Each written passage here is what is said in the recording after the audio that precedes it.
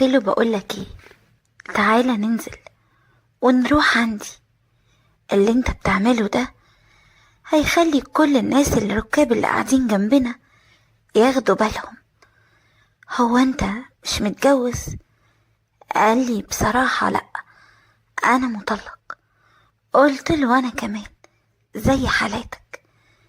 احنا ممكن ننزل من الميكروباص ده، وانا بيتي قريب من هنا، يعني نقعد ونتكلم شوية وتاخد واجب الضيافة بتاعك، وبعدين تبقى تروح لو عايز. ولا انت يعني مش واثق ان انت تيجي؟ قال لي بالعكس، انا هاجي معاكي في اي حتة. على جنب يا اسطى ونزلنا لو سمحت. وانا بقى كنت خلاص جبت يعني اخري، ومش عارفة كنت الاحق على اللي انا في ده كله ازاي. الموضوع كان يعني كانت زروطة على الاخر، والدنيا كانت غرقانة، وانا كان لازم اروح البيت في اسرع وقت. وهو كمان جه ونزل معايا ورحنا على البيت.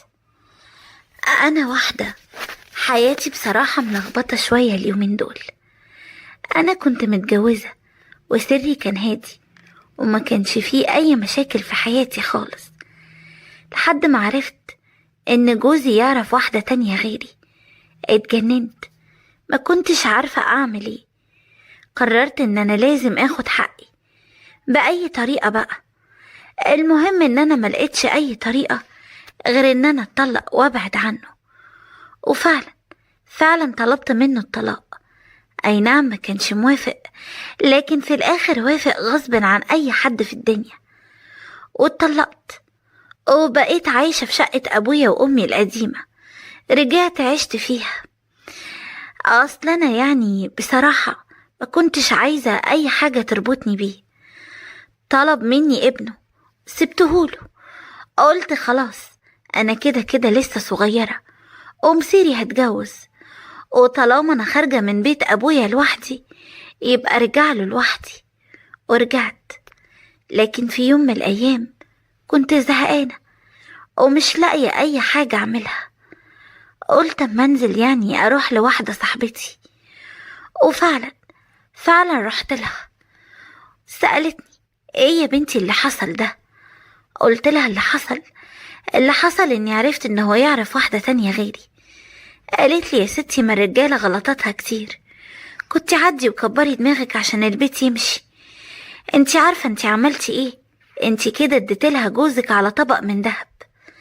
يعني هي كده دلوقتي اللي هتبقى في عقله وفي قلبه وفي كل حياته. قلت لها هو حر، عايز يروح لها يروح. اهي بالمرة تربي ابني اللي مطلع عيني. يا بنتي ده انا ما بقيتش عارفة اشوف نفسي، ولا بقيت عارفة حتى اهتم بنفسي زي زمان. ابني وبيتي بقوا واخدين كل وقتي وتفكيري فيه، وغير ما هم خليني ماشية بلف حول نفسي.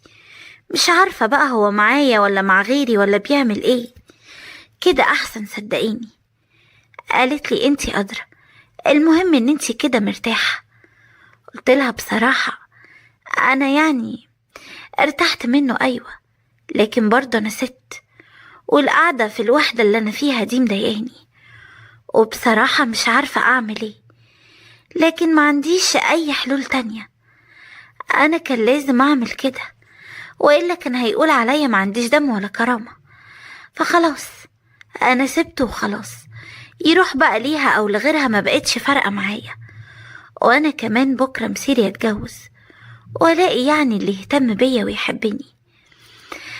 بقولك ايه، انا قاعدة عندك من بدري، هقوم انزل بقى، عشان انتي عارفة الحتة بتاعتك دي يعني الليل لما بيليل ما بيبقاش فيها ناس كتير، وانا عايزة اروح، ورايا حاجات كتير في البيت عايزة اعملها.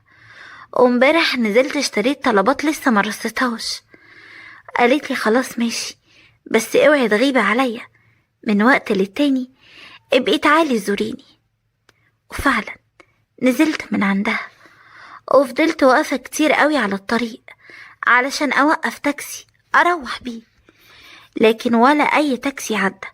كل اللي كانوا بيعدي ميكروباصات. قلت بقى هعمل ايه، هركب اي ميكروباص من دول، يعني هو يوديني حتى لحد اقرب مكان الاقي منه تاكسي. وفعلا ركبت ميكروباص وقعدت جنب شاب. بصراحة من ساعة ما قعدت جنبه وهو عينه عليا ما نزلتش، يعني تقريبا عنده 35 سنة، وعينيه كانت برضه عمالة تبصلي ومركز معايا جدا، وانا من الكسوف ما كنتش عارفة اعمل ايه. وفجأة ابتدى يعمل حركات غريبة كده، لكن انا بصراحة ما اتكلمتش ولا حتى قلت له انت بتعمل ايه. بالعكس، عملت نفسي مش واخدة بالي وفضلت قاعدة ماسكة التليفون بتاعي وأقلب بقى في النت وفي الحاجات اللي عندي على التليفون. لكن بعد كده ابتديت أحس إن أنا خلاص روحي بتتسحب مني، مش عارفة أعمل حاجة، وعايزاه بصراحة يكمل كل اللي كان بيحصل. وأنا فضلت بقى سايبة اللي في إيدي ومركزة معاه، وهو ابتدى يحس إن أنا مندمجة جدا في اللي بيعمله. وبعد كده لقيت نفسي خلاص هيبان عليا، وابتديت احس ان الدنيا غرقت خالص. قلت له بقولك ايه؟ قال لي انتي بتكلميني انا؟ قلت له اوعى تكون فاكر ان انا مش واخده بالي، ولا يعني مش حاسه اللي انت بتعمله. بالعكس، بقولك ايه، ما تيجي ننزل من الميكروباص قبل يعني ما حد ياخد باله، ونروح على البيت عندي قريب من هنا، حتى ممكن ناخد تاكسي ونروح بيه على طول. قلت ايه؟ قال لي انتي بتتكلمي جد؟ قلت له امال يعني اهزر معاك ولا ايه؟ يلا بسرعة قول للسواق يستنى عشان ننزل. وفعلا خلى السواق يقف، وبعد كده نزلنا من الميكروباص وركبنا تاكسي ورحنا على البيت. واول ما رحنا على البيت قال لي احكيلي بقى حكايتك، انتي قلتيلي ان انتي مطلقة مش كده؟ قلت له ايوه، اصلي عرفت ان جوزي بيعرف واحدة ست تانية عليا، وانا بقى ما ينفعش معايا الكلام ده. انا لازم اللي يتجوزني ابقى انا بس اللي في حياته، انا مش شوية. قال لي بصراحة واضح عليكي. قلت له وانت بنفسك هتشوف ده دلوقتي. خدته من ايديه وهو ما تكلمش ولا كلمة. دخلنا على الأوضة وانا اللي ابتديت اعمل كل حاجة، لكن بصراحة اللي حصل بينا كان حاجة فوق الخيال وفوق الوصف. انا نفسي ما كنتش مصدقة ان انا بعمل كده. كنت عطشانة وما صدقت اشرب. العطش ده حاجة غريبة، يعني بيخلي الواحد يعمل حاجات يبقى مش في وعيه، ولا حد يصدق انه ممكن يعمل كده. وبصراحة انا شخصيا اتبسطت قوي باللي حصل. وقبل ما ينزل لقيته بيطلب مني حاجة غريبة. قال لي هو انا لو اتقدمتلك توافقي عليا؟ بصراحة استغربت، ده شاب طول بعرضه زي القمر، ويا خرابي على اللي كان بيعمله ما اقولكوش عليه. بصراحة انا نفسي ما عدتش قادرة اتحمل يعني ان انا افضل كده لوحدي كتير. قلت له سيبني افكر، واكيد هرد عليك في اسرع وقت، وانت طبعا هتبقى تيجي تزورني من وقت للتاني. وبقينا بنتقابل كتير، وفي كل مرة كان بيسألني على ردي، لكن انا كان ردي عليه ان انا لسه بفكر. وانا بقى بصراحة مش عارفة اعمل ايه. مش هنكر ان انا اقول يعني ان انا ما اتبسطتش معاه، بالعكس، لكن بصراحة مش عايزة اتجوزه واحس ان انا غلطت الاختيار المرة التانية. يا ترى لو انتوا مكاني هتعملوا ايه؟ علشان كده انا يعني عرضت قصتي، وانا بثق فيكوا وفي رأي صاحبة القناة، وعلشان كده هستنى كل التعليقات بتاعتكم واقراها كويس. لك طلعه، كفاية كده. قال لي اطلعه بس ازاي؟ ما تستني شوية. قلت له لا، كفاية كده، انا بصراحة خلاص مش قادرة اتحمل اكتر من كده. رد وقال لي خلاص براحتك، بس دي بقى كانت فرصتك الوحيدة علشان نعرف نخلف. قلت له يعني ايه؟ يعني انت لو طلعته مش هتخليني اخلف؟ قال لي ما انتي اللي عايزة كده، هعملك ايه بس؟ سكت وسبته يعمل كل اللي هو عايزه. هعمل ايه؟ ما هي دي فرصتي الوحيدة عشان اخلف، وانا كان لازم اسكت واتحمل. مهما كان الامر كان لازم استنى لحد ما يطلعه براحته بقى. كنت هعمل ايه؟ اصل لو كنت اتكلمت وزودت في الكلام اكتر من كده كان هيعاند معايا. انا عارفاه كويس. طبعا انتوا مش فاهمين اي حاجة، لكن انا بقى فاهمكم الموضوع من البداية للنهاية. لكن قبل ما اقول الموضوع من بدايته لنهايته، عايزاكم تعملوا لايك للفيديو واشتراك في القناة اللي لسه ما اشتركش. كمان تفعلوا زر الجرس بسرعة جدا عشان يجيلكوا تنبيه بكل الحاجات الجديدة اللي بتعجبكم. انا ايمان، متجوزة بقالي 7 سنين، وبجوزي يعني رجل اعمال، مش كبير قوي ومش غني قوي يعني، لكن رجل اعمال. تقدروا تقولوا كده لسه في بداية حياتنا. انا بصراحة الموضوع صعب عليا ان انا احكيه، لكن انا جاية النهاردة علشان لازم اتكلم. اصل لو ما اتكلمتش هتجنن. لازم اعرف راسي من رجلي، لازم اعرف نهاية اللي انا فيه ده. بعد الجواز اول سنة مرينا بيها كنا شايفين ان تأخير الحمل ده حاجة عادية، وان احنا لسه في اول سنة. جت السنة التانية وبرضه قلنا حاجة عادية، وان شاء الله نخلف قريب. لكن لما جت السنة التالتة ابتدينا نقلق، ابتدينا نجري ورا الدكاترة، وكل شوية في حتة شكل، وكل دكتور نروحه يقول ان احنا الاتنين ما عندناش اي حاجة. ما كنتش عارفة ايه المشكلة.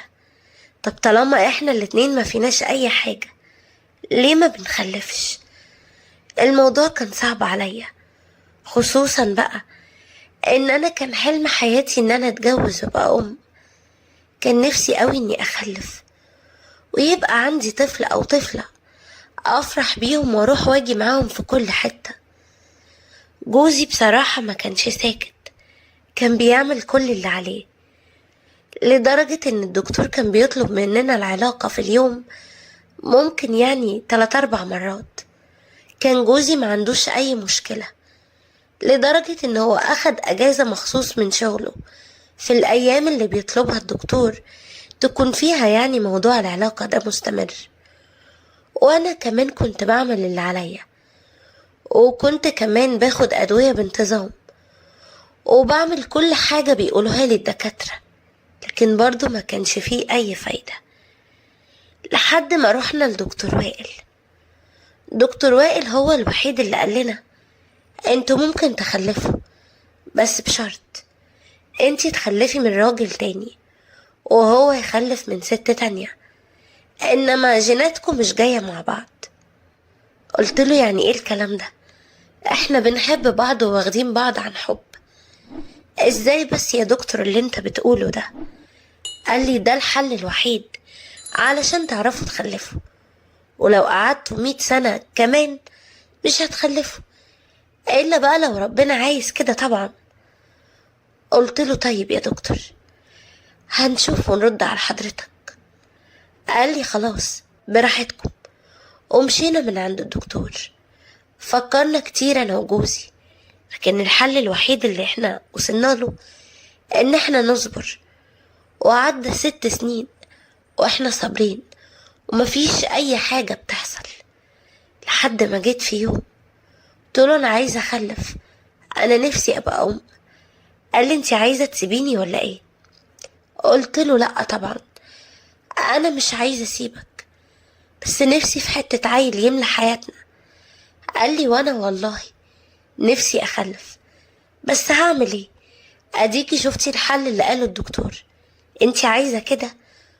قلت له بص، هو انا عايزة ومش عايزة. قال لي يعني ايه الكلام ده؟ قلت له يعني انا عايزة اخلف لكن مش عايزة اسيبك، ومش عارفة بقى هنعمل ايه في اللي احنا فيه. فضلنا نفكر كتير، ما كانش قدامنا اي حلول. جوزي سابني وراح شغله، ولقيته بالليل بيكلمني وهو راجع من شغله، وانا بصراحة في العادي كنت بنام قبل ما هو بيجي. كان اليوم ده معرفش ليه ما كانش جايلي نوم، لكن كنت نايمة في سريري، نايمة صاحية كده، عيني ما كانتش لسه راحت في النوم. لقيت جوزي بيتصل بيا، رديت عليه، قلت له الو. قال لي ايه يا حبيبتي، انتي نمتي؟ قلت له لا، انا لسه كنت هنام، بس غريبة يعني ده اول مرة تتصل بيا وانت جاي. قال لي في موضوع كده عايز اخد رأيك فيه. بصي، هو مغامرة مني، لكن هو ده الحل الوحيد علشان يعني تخلفي وتفضلي معايا. بس بصراحة مش عارف انتي هتوافقي على الحل ده ولا لا. وقتها قمت نطيت من مكاني وانا مركزة جدا في كلامه. قلت له انا مستعدة اعمل اي حاجة، حتى لو حاجة غلط. قال لي حتى لو غلط؟ قلت له بقولك اي حاجة، المهم ان انا اخلف ويبقى عندي طفل. انت ما تعرفش الموضوع ده مهم بالنسبة لي قد ايه. قال لي طب انا عندي حل، بس مش عارف هتوافقي ولا لا. على العموم استنيني، انا خلاص ربع ساعة وابقى في البيت. قلت له خلاص، وانا هقوم احضر لك العشاء واستناك، ما هي شكلها كده مش ما فيهاش نوم. وفعلا قفلت مع جوزي السكة وقمت احضر له العشاء عقبال ما يجي. وفعلا قمت دخلت على المطبخ وابتديت اعمل في العشاء، وهو زي ما قال لي بالظبط. اقل كمان من ربع ساعة كان لقيته بيفتح الباب وداخل البيت. وقتها قلت له ها، ايه الحل؟ قال لي في ايه؟ مالك يا ايمان؟ استني طيب اما اكل واظبط كده نفسي واهدى شويه، انا لسه جاي من الشغل تعبان. قلت له لا، انت هتقولي الاول، ومن هنا لحد ما الاكل يجهز تكون قلتلي. كده كده الاكل لسه ما استواش يعني. قال لي خلاص، تعالي اقعدي هنا جنبي واسمعيني للاخر في اللي انا هقوله لك ده، ويا ريت تفهميه كويس. قلت له يلا انا سامعاك.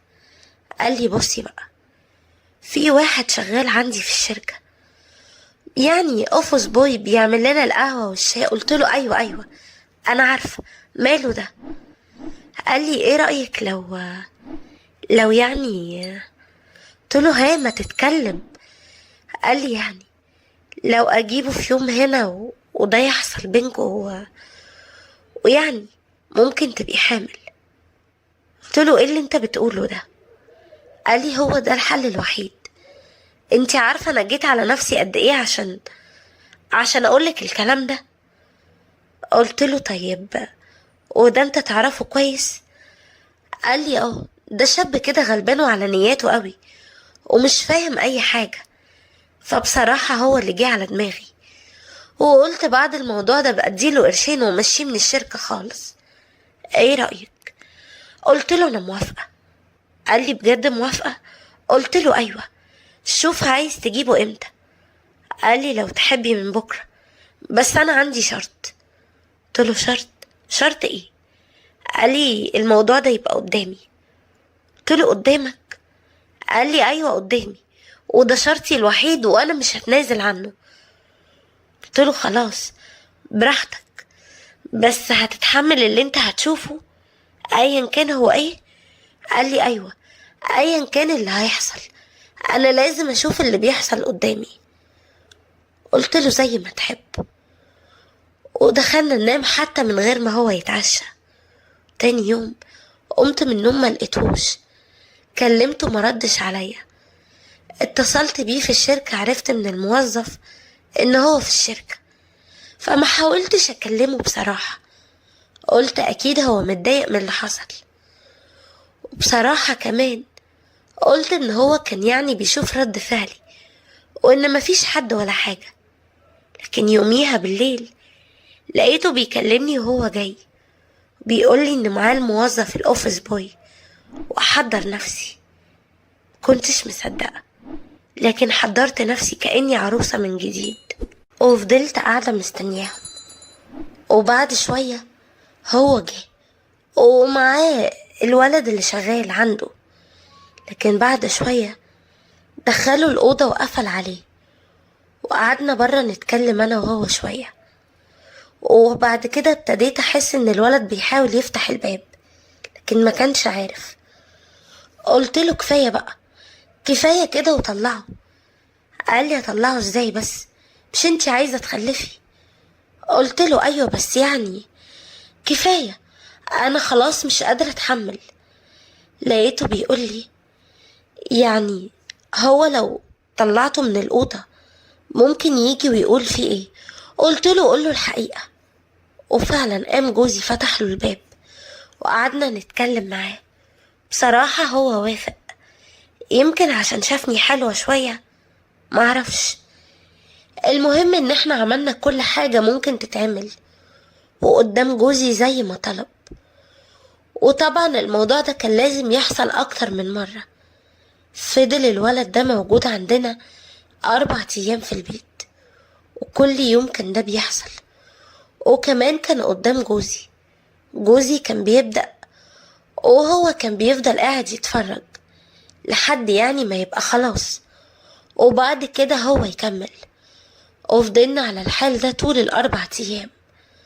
بعديها بشهر ونص عرفت اني حامل. وقتها جوزي كان طاير من الفرحة، وانا كمان كنت فرحانة. لكن المشكلة ان لما الولد عرف اني حامل صمم ان انا لازم اتطلق من جوزي واتجوزه، والا الناس كلها هتعرف وهيفضح جوزي في شغله. بصراحة احنا مش عارفين نعمل ايه. علشان كده عرضت قصتي، يمكن حد يفيدني ويقولي اعمل ايه واتصرف ازاي. وانا هستنى كل التعليقات بتاعتكم واقراها كويس.